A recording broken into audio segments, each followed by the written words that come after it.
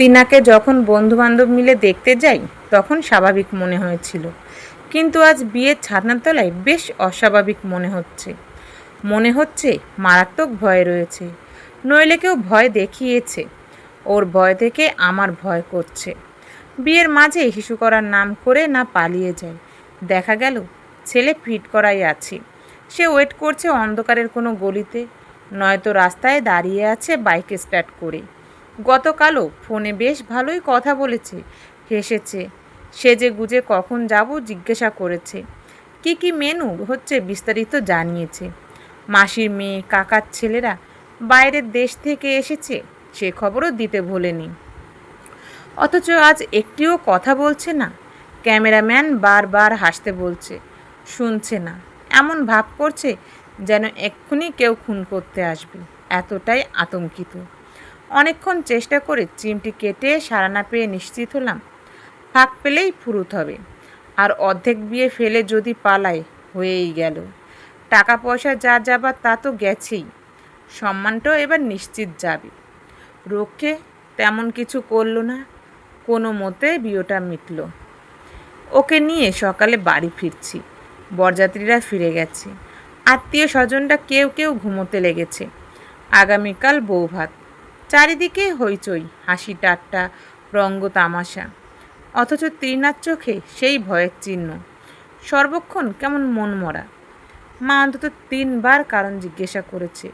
বৌদি কাজের ফাঁকে ফাঁকে এসে হাসির কথা বলে যাচ্ছে, বন্ধুরা ইয়ার্কি মারছে। কোনোটাতেই তৃণা খুশি হচ্ছে না। দুপুরের দিকে ঘরে একা পেয়ে জিজ্ঞাসা করলাম, কি হয়েছে, বর কি পছন্দ হয়নি? অমন করছো কেন, পালাবে না তো? বৌভাত অবধি থেকো বাপু, তোমার যা হাব ভাব দেখছি, কি করবে বুঝতে পারছি না। তৃণা কেমন আনমনা হয়েছিল, আমার কথায় যেন ধ্যান ভাঙল, চমকে উঠল। শেষে সামান্য হেসে দায়সারাভাবে বলল, কই কিছু হয়নি তো, ঠিকই আছি, পালাবো কেন? কাছে গিয়ে আদর করে হাত ধরে বললাম, তোমাকে দেখে মনে হচ্ছে ভয় পেয়েছো, চোখে মুখে কেমন আতঙ্কের ছাপ। কি হয়েছে? আশ্চর্য কাণ্ড। তৃণা সর্বপ্রথম এক ঝটকায় হাতটি ছাড়িয়ে নিল, তারপর নিজেকে অনেকক্ষণ সংযত করে একটু রেগে বলল, হাত ধরার কি আছে দুপুরবেলা? আমার কিছু হয়নি, পালাবো না। আমার কিছু হয়নি, এই কথাটিই যেন কেমন কেঁপে কেঁপে বলল। দরজা খোলা, চারিদিকে অগণিত লোক, ফলে বেশি কিছু আর বলার সুযোগ হলো না। কিন্তু মনের মধ্যে কেমন একটা খচখচানি রয়েই গেল, মনটা মুহূর্তে বিষণ্ণ হয়ে গেল। বৌদির কাছে শুনেছি বিয়ের প্রথম দিকে কেমন একটা মাখো মাখো ভাব হয়, একজন আরেকজনকে ছাড়া থাকতেই পারে না। কেমন একটা ঘুরের মধ্যে নাকি কাটবে কিছুদিন। কিছু নমুনা তো ভালো দেখছি না, মাখো মাখো তো দূরের কথা, হাত পর্যন্ত ধরতে দিচ্ছে না, ভারী ফ্যাসাদ।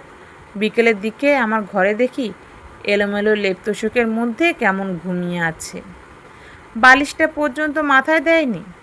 বিড়াল যেমন কুণ্ডুলি পাকিয়ে বিশ্রাম নেয়, তেমনই